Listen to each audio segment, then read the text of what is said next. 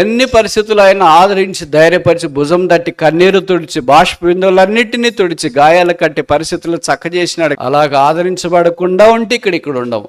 రాత్రి ఏం చేయాలో తెలియక భర్త ఉన్నా, భార్య ఉన్నా, పిల్లలున్నా, కుటుంబం ఉన్నా, డబ్బున్నా, అందమున్నా, ఆరోగ్యం ఉన్నా, క్షేమం ఉన్నా, సంపద ఉన్నా, ఆర్థిక పరిస్థితులు అన్నీ ఉన్నా ఏదో తెలియని లోటు జీవితంలో తాండవం ఆడుతున్నప్పుడు దిక్కు తెలియకుండా మనకు పరిచయం లేకుండానే మన కళ్ళల్లో నుండి అలా కన్నీళ్ళు రాలిపోతుంటే దిండు తడిసిపోయింది. ఉదయం ఇంకేం చేయాలా అనేటప్పటికీ పక్షుల కోలాహలం చేత నీకు మెలకు వచ్చింది. లేచి చూస్తే తెల్లబడింది, సూర్యుడు ఉదయిస్తూ ఉన్నాడు తూర్పు దిక్కున.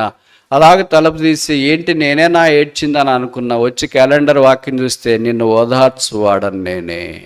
రకరకాల ఆదరణ లేని పరిస్థితుల్లో ఇప్పుడు ఎట్లా, ఇది ఎలాగవుతుంది, ఈ అనారోగ్యం ఎట్లా, ఈ పేదరికం ఎట్లా, ఇబ్బంది ఎట్లా, భర్త ఎట్లా, భార్య ఎలాగ, పిల్లలు ఎలాగో, మందిరం ఎలాగ, ఆత్మీయమైన జీవితం ఎలాగ, రకరకాల పోరాటాలు ఉన్నాయి, ప్రతికూలతలు ఉన్నాయి, హింస ఉంది, ఉపద్రవం ఉంది, కీడుంది, నష్టం ఉంది. నా అంతరంగములందు విచారములు హెచ్చగా నీ గొప్ప ఆదరణ నా ప్రాణమునకు నెమ్మది.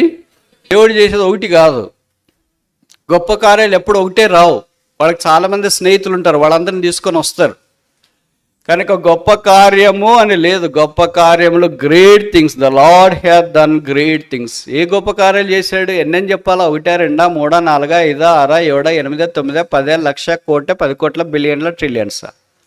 కనుక ఇల్లు లేని మనము, నిరాశ్రయులైన మనము, దిక్కుమాలిన మనము, ఎరగక ప్రభువును జీవిస్తున్న మనల్ని ప్రభువు గొప్పవాడు. The lord is great. ఎంత గొప్పోడు! మానవ నోరు వివరించలేనంత గొప్పవాడు. ఎంత గొప్పవాడు!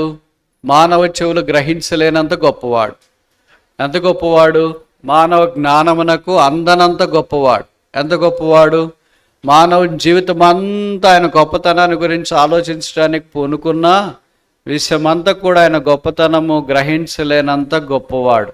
ఆకాశ మహాకాశాల పట్టజాలని దేవుడు దురవగాహన తేజస్సులో నిత్యం అమరత్వము కలిగి తానే సకల యుగములకు రాజున్న శ్రీమంతుడైన యేసునాథుడు కాలము సంపూర్ణమైనప్పుడు ఆ గొప్పతనం అంతటిని పక్కనుంచి దరిద్రులము, దీనులము, దిక్కుమాలిన వారము, పాపము చేత పడి చెడి భ్రష్టత్వములో కొట్టిమిట్టాడుచు పాతాళం వైపు పరుగులు తీస్తున్న మానవ కోటిని ప్రేమించి నరుడుగా ఉద్భవించినాడు. ఆయన గొప్పతనంలో ఉన్న రహస్యము చిన్నోళ్ళు పెద్దోళ్ళు కావడం అనేది ఈ లోకం యొక్క గొప్పతనం. వాళ్ళు ఇంత ఉన్నరండి, ఇంత గొప్పోళ్ళు అయిపోయారండి, మా మధ్యలోనే తిరిగేవాడండి, ఇప్పుడు ఎంత గొప్పవాడు అయిపోయాడండి అని.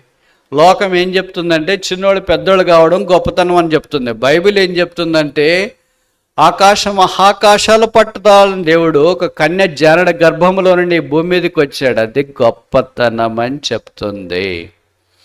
అందుకే బైబిల్లో రాయబడింది, great is the mystery of godliness. Devabhaktini గూర్చిన మర్మము గొప్పది. ఏంటా మర్మము? ఆయన శరీరుడిగా ప్రత్యక్షం మాయను. God became man.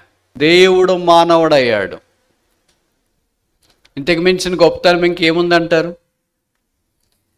ఇక్కడ దైవ గొప్ప ఆశీర్వాదాలు ఒక 5 విషయాలు మనం చూచే ప్రయత్నం చేస్తాం. మొదటిది కీర్తనలు 18:50. Psalm 18:50. 18వ కీర్తన 50వ వచనం. Psalm 18:50. 18వ కీర్తన 50వ వచనం. నీవు నియమించిన రాజున గొప్ప రక్షణ కలగ చేయవాడు. కనుక ఆయన గొప్పవాడు కారణం ఏంటంటే మన కొరకే గ్రేట్ సాల్వేషన్, గొప్ప రక్షణ అనుగ్రహించినాడు. ఈ రక్షణను గురించి బైబిల్లో రాయబడుతూ వచ్చింది ఎటర్నల్ సాల్వేషన్, నిత్య రక్షణ అని కూడా చెప్పబడింది. ఈ భౌతికమైన జీవితానికి మాత్రమే కాదు ఈ రక్షణ, పరలోక రాజ్యంలో కూడా పావనడా మా రక్షణ కొరకే స్తోత్రములు అని దేవుని ప్రజలు ప్రభువారిని ఆరాధించినట్లు వాక్యంలో మనం చూస్తున్నాం. దేవోగ్రతకు పాత్రలమై పాపం చేత అపరాధముల చేత చచ్చి ఉండగా, కంపుతో ఉండగా, మానపు వాసనతో ఉండగా, పాతాళం వైపు పరుగులు తీస్తున్నప్పుడు యేసునాథుడు మానవాకారాన ఈ భూమి మీదకి అరుదించి రక్తమాంసంలో ధరించిన వాడై పాపముగా చేయబట్టానికి ఇష్టపడ్డాడు. దేవుడు ఆత్మస్వరూపి. మరి రక్తమాంసాలు ఎందుకు ధరించాలా? రక్తమాంసం ధరించకపోతే ప్రతి మనుషుని కొరకే ఆయన మానవ రుచి చూడలేడు. మానవ రుచి చూడటానికి కొరకే రక్తమాంసం ధరించిన వాడై పాపరహితుడు పాపముగా సిలువలో చేయబడ్డాడు. మన కొరకై ఆయన సిలువ మాను మీద గుర్తుపట్టలేనంత వికారుడుగా కురూపిగా మార్చబడ్డాడు. స్వరూపమైనను సొగసైనను యేసు ప్రభు వారికి లేదు సిలువలోని బైబిల్లో రాయబడుతూ వచ్చింది. ఆయన దేహమంతా కోడా దెబ్బలు, ప్రక్కలో బల్లెపోటు, చేతుల్లో మేకులు, కాళ్ళలో మేకులు, రక్త ప్రవాహము తల నుండి కాళ్ళ దాకా ప్రవహిస్తుండగా ఆయన ప్రాణాన్ని మన కొరకే సిలువలో అర్పించినాడు. ఆయన గొప్ప యాగమును బట్టి, గొప్ప త్యాగమును బట్టి, గొప్ప దహన బలిని బట్టి, గొప్ప పాపులమైన మనకంటే గొప్ప పాపులు ఇంకెవరు ఉండరు. There is no greater sin other than a sinner like you and I. ఈ గొప్ప పాపుల కొరకే గొప్ప రక్షకుడు గొప్ప త్యాగాన్ని, గొప్ప ప్రేమను సిలువలో చూపించి గొప్ప రక్షణ చేత మనల్ని ఆశీర్వదించినాడు. ఆ గొప్ప రక్షకుడిని, గొప్ప రక్షణను బట్టి గొప్ప ప్రజలముగా రక్షణార్థమైన వెలుగును అనుభవించిన వారు చేరి వచ్చిన ప్రభు గొప్పవాడు. మొదటి కారణం గొప్ప రక్షణ ఆయన మన కొరకై అనుగ్రహించినాడు. రెండవది చూస్తాం, కీర్తనలు 68:11. సామ్ 65:11. 68వ కీర్తన 11వ వచనం. ప్రభు మాట సెలవిచ్చుచున్నాడు, దాన్ని ప్రకటించు స్త్రీలు అని తెలుగు వర్షన్లో రాయబడింది. ఇంగ్లీష్ వర్షన్లో ఏం రాశారంటే great company that publish the name. అంటే ప్రభువును గురించి ప్రకటించేవారు గొప్ప సమూహముగా ఉన్నారని వాక్యంలో వ్రాయబడుతూ వచ్చింది. ఈ గొప్ప సమూహం ఎవరు? సంఘము. ఈ గొప్ప సమూహాన్ని అపోజిడైన పౌలు లేదా భక్తుడైన లూకా గొప్ప ఇల్లు అని రాశారు. అదే దేవుని యొక్క మందిరం. చూడండి, లూకాసు వార్త, gospel according to doctor Luke,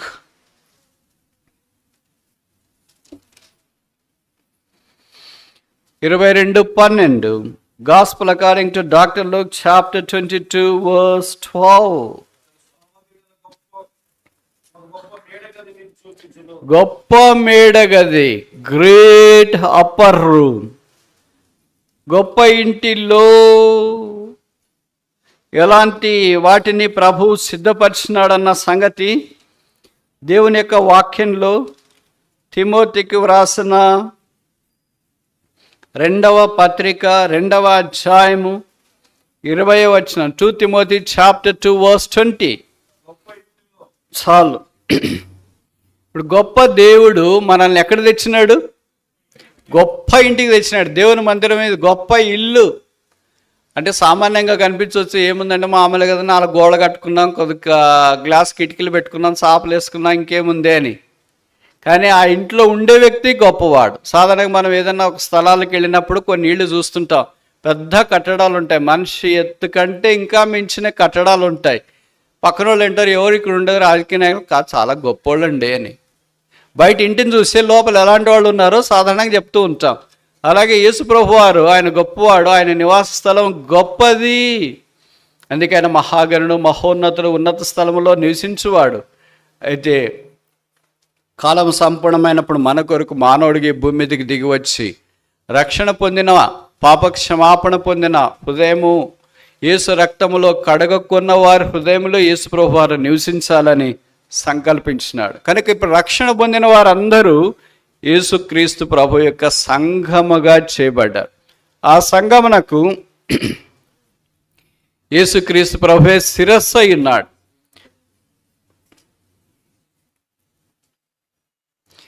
యేసు ప్రభువుని ఎరగక మునుపు ఈ సంఘము, దేవుని మందిరము, దేవుని ఇల్లు, దేవుని నివాసస్థలము ఎరగకుండా జీవిస్తూ ఉంచుమి. ఉదయం లేచినప్పుడు మొదలుకొని ఎక్కడికి వెళ్తారో ఎక్కడికి వస్తున్నారో తెలియదు, సాయంకాలం దాకా నో డైరీ. అంటే ఏ సమయంలో ఎక్కడుంటారో తెలియకుండా రకరకాలుగా జీవించేవాళ్ళు. ఇప్పుడు ప్రతి వాళ్ళకి దాదాపు డైరీ ఉంటుంది. ఏం డైరీ ఉంటుంది? ఉంటే ఇంట్లోనైనా ఉంటారు, ఆఫీస్లోనైనా ఉంటారు, పొలంలోనైనా, వ్యాపారంలోనైనా, లేదా మందిరంలోనైనా ఉంటారు. ఇంకేం అడ్రస్లు లేవు. ఇప్పుడు మనకు అడ్రస్ తీసుకొని వచ్చినాడు. ఇంతకుముందు అడ్రస్ లేకుండా ఉంటుంది. 4వ అధ్యాయం ఆదికాండంలో మనం చూస్తే కయ్యూని ఏబేల్ని చంపిన తర్వాత దేశ దిమ్మెరయ్యాడు. దేశ దిమ్మెరంటే ఆధార్ కార్డు లేదు అని అర్థం మన భాషలో చెప్పాలంటే. పాన్ కార్డు లేదు. He was no card, he had no card, he was cardless. ఇప్పుడు యేసుప్రభుని ఎరిగిన తర్వాత యేసుప్రభువే మన ఆధార్ కార్డు, యేసుప్రభువే మన రేషన్ కార్డు, యేసుప్రభువే మన పాన్ కార్డు, యేసుప్రభువే మన ఏటీఎం కార్డు, యేసుప్రభువే మన కార్డు. ఆ యేసుప్రభు యందు విశ్వాసం ఉంచడం ద్వారా ఈ సంఘంలోనికి మనం చేరి వచ్చినాం. ఇక్కడైతే స్థానిక సంఘం అంటారు, ప్రపంచమందంతటా సార్వత్రిక సంఘం. ఆ సంఘాన్ని గురించి ప్రభు అన్నాడు, I will build my church upon this rock. ఈ బండ మీద నా సంఘమును. ఎవరి సంఘం ఇది? సాధారణంగా మీరేం చెప్తున్నారు? మా సంఘంలో మా సేవకుడు, మా మందిరము, మా విశ్వాసులు. మీ అని ఎక్కడ లేదు బైబిల్లోనా. మీరే సొంతం చేసుకుంటున్నారు. Don't own. మీరే సొంతం చేసుకోవద్దండి. అది బైబిల్ యేసుక్రీస్తు వాక్యం కూడా ఏం రాసినారా? యెషయా గ్రంథంలో నా మందిరము సమస్త జనులకు ప్రార్థనా మందిరం అని బైబిల్లో నా మందిరము అని యేసుప్రభు చెప్తే మీరేమంటారు? కాదులే ప్రభు, మీరు ఎప్పుడు కట్టినారు కానీ మేమే కదా కట్టిండేది. తలా ఇంటి వేసుకుని ప్రార్థన చేసుకుని కష్టపడి ప్రయాసపడి చేతులు చాపి చెమటొచ్చి కన్నీరు గాడ్చి మేమే కట్టినాం కనుక ఇది మా మందిరమే అంటారు. సిగ్గుపోదా అలాగంటే యేసుప్రభుతో? యేసు ఆయన రక్తమిచ్చి కొన్న సంఘము, రక్తమిచ్చి సంపాదించిన సంఘము, ఆయన మందిరంలోనికి మనం చేరి వచ్చిన ఇప్పుడు మనల్ని ఆ గొప్ప సైన్యముగా చేసిన. సైన్యానికి ఎవరు ఉంటారు? సైన్యాధిపతి ఉంటాడు. అందుకే ఆయన పేరు సైన్యములకు అధిపతియగు యెహోవా. మరి ఆయన సైన్యమే యేసు రక్తం ద్వారా కడగబడిన మనము కనుక ఆ ప్రభు గొప్పవాడు. ఎందుకంటే మనల్ని రక్షించి గొప్ప ఇంటిలోనికి తోడుకొని వచ్చినాడు. ఈ గొప్ప ఇంటిలో వెండి పాత్రలు ఉన్నాయి, బంగారు పాత్రలు ఉన్నాయి, మీలాంటి ప్లాటినం పాత్రలు కూడా ఉండొచ్చు. ప్లాటినం బంగారు కంటే ఎక్కువ విలువైంది. ఇలాగ రకరకాల విలువైన పాత్రలు ప్రభువు సిద్ధం చేసి తన ఇష్టానుసారముగా తన మహిమ కొరకు ఆ పాత్రలను వాడుకునే వారిగా ఆయన చేస్తూ వచ్చినాడు. కనుక ఇల్లు లేని మనము, నిరాశ్రయులైన మనము, దిక్కుమాలిన మనము, ఎరగక ప్రభువును జీవిస్తున్న మనల్ని యేసు రక్తం ద్వారా కడిగి పరిశుద్ధపరిచి గొప్ప రక్షణ చేత అలంకరించి ఇప్పుడు గొప్ప ఇంటిలోనికి ఆయన మనల్ని తోడుకొని వచ్చినాడు. మూడవ చూస్తామా? 126 మూడవ వచనం.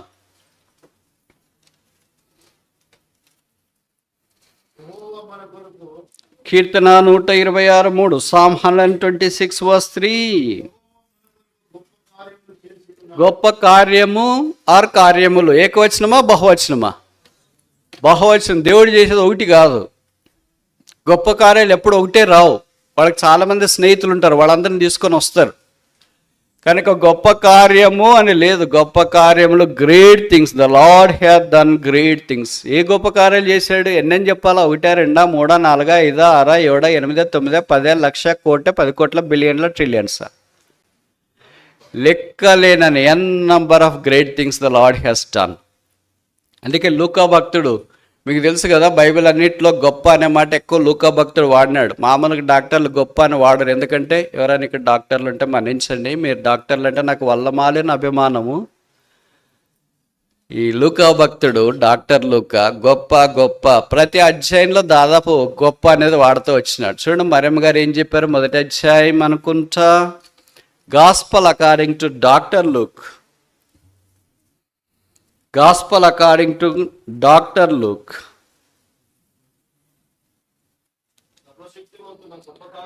సర్వశక్తిమంతుడు నాకు గొప్ప కార్యం. ఏకవచనం కాదు, బహువచనం. మొదటి అధ్యాయము 49వ వచనంలో మనం చూస్తాం గొప్ప గొప్ప గొప్ప అని. ఇంకా మనందరికి బాగా పరిచయం అయిన ఒక వ్యక్తి ఉన్నాడు కదా, దయ్యాలు పట్టినవాడు, సమాధుల్లో తిరుగుతున్నాడు, చేతులకు కాళ్లకు బొండలేసి వాడిని సాధు చేయలేక ఇల్లు వదిలేసి తనే గాయపరుచుకుంటూ ఇష్టానుసారంగా జీవిస్తున్న ఒక వ్యక్తి దగ్గరికి గెరాసేనీయుల దేశంలో యేసుప్రభు వారు వచ్చినారు. బైబిల్లో రాయబడింది ఏంటంటే, యేసుప్రభు వారు వారిని బాగు చేసిన తర్వాత ఇంటికి పోరా అంటే ఆ వ్యక్తి అన్నాడు, మీ దగ్గరే ఉంటానండి, వేరే నన్ను అనుమతించానంటే, యేసుక్రీస్తు ప్రభు మీ దగ్గర ఉంటాననే వాళ్ళు ఇంటికి పొమ్మన్నాడు. ఇంటికి పోతాననే వాళ్ళు వద్దులే, ఏం పోతావు, ఇక్కడికి రా అంటాడు. నేను ఇలాగ చెప్పినాను, మీరు కూడా అలాగనే వద్దండి. మళ్ళీ పొరపాటున మీ ప్రకారం ప్రభు సరే ఆమెను అన్నాడు అనుకోండి, అప్పుడు కష్టమవుతుంది. అందుకే మీతోనే వస్తాను ప్రభు, మీతోనే వస్తాను ప్రభు అంటే ప్రభు చెప్పింది ఇది, దేవుడు కనికరపడి నీ ఎడల చేసిన గొప్ప కార్యములు. ఒకటి కాదు, రెండు కాదు, మూడు కాదు, ప్రభు చేసేవన్నీ బహువచనాలే. ఆ గొప్ప కార్యములు ఊహించలేనన్ని. మనం అనుకుంటే ఏం గొప్ప కార్యాలు చేసాడండి, ఏం లేదే, చదువులో ఇట్లే ఉన్నా, వ్యాపారంలో ఇట్లే ఉన్నా, పొలం పనులు ఇట్లే ఉన్నా, తర్వాత అనారోగ్యం ఇట్లే ఉంది, అన్నీ ఇట్లే ఉన్నాయి, ఏం గొప్ప కార్యాలు చేశారండి. నీకు గాలి ఇయడమే ఒక గొప్ప కార్యం తెలుసా, నీకు జన్మ ఇయడమే ఒక గొప్ప కార్యం. మీ అమ్మ నాన్నగారిని అడిగితే చెప్తారు, నేను ఎట్లా పుట్టానమ్మా అని అంటే వాళ్ళు ఫ్లాష్ బ్యాక్ స్టార్ట్ చేశారు. అసలు మాకు అప్పటికి 2 పిల్లలు అయినరా, నిన్ను వద్దనుకున్నాం నేను మీ నాయన, కానీ నువ్వు పిండమై పుట్టేటప్పటికి ఆ డాక్టర్ దగ్గరికి ఈ డాక్టర్ దగ్గరికి ఎట్లయినా చేయండి తీయండి అది ఇది అనేలోకి టైం అయిపోయింది, ఇంకా తీస్తే సస్తావని చెప్పేశారు. కనుక సావడం ఎందుకు, బతికితే మంచిది కానీ బతికినాము. తర్వాత నువ్వు కాన్పోయేటప్పుడు కూడా పేగులు ఇట్లా 2 చుట్టుకొని వచ్చినావు, తల కిందికి రావాల్సింది కాళ్ళు పైకి ఉండాల్సింది, నువ్వు తల పైకి పెట్టి కాళ్ళ కిందకి వచ్చినావు. అసలు నిన్ను గురించి చెప్పాలంటే పెద్ద స్టోరీ ఉందిలే. అలాగ ఒక్కొక్కరిని గురించి ఒక్కొక్క కథ ఉంటుంది. 4 నిమిషాలు ముక్కు మూస్తే మనందరం అయిపోతాం, 4 నిమిషాలు గాలి ఆగిపోతే అందరం అయిపోతాం. మీకు తెలుసు కదా, కరోనా పీరియడ్లో చాలామంది ఈ ఆక్సిజన్ సపోర్ట్ చేసినారు కదా, వారిని సిలిండర్లు తీసుకొని వచ్చి ఒక సిలిండరు ఆక్సిజన్ వాళ్ళకి సప్లై చేస్తుంటే ప్రాణవాయువు అంటారు దాన్ని. ఆ సిలిండర్ అయిపోయిన తర్వాత ఇంకో కొత్త సిలిండర్ పక్కన రూమ్లోనో పైన ఫ్లోర్లోనో ఎక్కడ ఉంటుంది, ఆ సిలిండర్ తీసుకొని వచ్చి సిలిండర్ తీసి దీనికి అటాచ్ చేసేటప్పటికి ఎగిరిపోయిన వాళ్ళు లెక్కలేనంతమంది ఉన్నారు. లేరంటారా? డబ్బులున్నోళ్ళు ఎగిరిపోయారు, రాజకీయ నాయకులు ఎగిరిపోయారు, ధనమున్నోళ్ళు ఎగిరిపోయారు, ఐశ్వర్యవంతులు ఉన్నోళ్ళు ఎగిరిపోయారు, జ్ఞానం ఉన్నోళ్ళు ఎగిరిపోయారు. ఎంతమంది ఎగిరిపోయారు. ఇది నాన్న దేవుడు మనల్ని ప్రాణముతో ఉంచి సజీవులుగా ఉంచి ఆయన మందిరావరణంలో తీసుకొని వచ్చినాడు. గొప్ప కార్యములు లెక్కలేనన్ని చేశాడు, ఊహకు మించినన్ని గొప్ప కార్యాలు చేశాడు. ప్రభు గొప్పవాడు. 3 కారణాలు చూసిన. మొదటిది గ్రేట్ సాల్వేషన్, గొప్ప రక్షణ. రెండవది గ్రేట్ హౌస్, గొప్ప ఇల్లు, సంఘము. మూడవది గొప్ప గ్రేట్ వర్క్స్. 4-5 చూసి ముగిస్తామా? కీర్తనలు 94 చదవండి. 94:19 నా అంతరంగములందు విచారములు హెచ్చగా నీ గొప్ప ఆదరణ నా ప్రాణమునకు నెమ్మది. నా అంతరంగమందు విచారములు కూడా బహువచనమే. విచారము ఏకవచనం కాదు, కనుక విచారాలు వచ్చినా కూడా ఒకటే రాదు, జత స్నేహితులను పిలుచుకొని వస్తారు. ఆ విచారములన్నీ వచ్చినా కూడా బైబిల్లో రాయబడుతూ వచ్చింది నీ గొప్ప ఆదరణ, గ్రేట్ కంఫర్ట్. రకరకాల ఆదరణ లేని పరిస్థితుల్లో ఇప్పుడు ఎట్లా, ఇది ఎలాగవుతుంది, ఈ అనారోగ్యం ఎట్లా, ఈ పేదరికం ఎట్లా, ఇబ్బంది ఎట్లా, భర్త ఎట్లా, భార్య ఎలాగ, పిల్లలు ఎలాగో, మందిరం ఎలాగ, ఆత్మీయమైన జీవితం ఎలాగ, రకరకాల పోరాటాలు ఉన్నాయి, ప్రతికూలతలు ఉన్నాయి, హింస ఉంది, ఉపద్రవం ఉంది, కీడుంది, నష్టం ఉంది.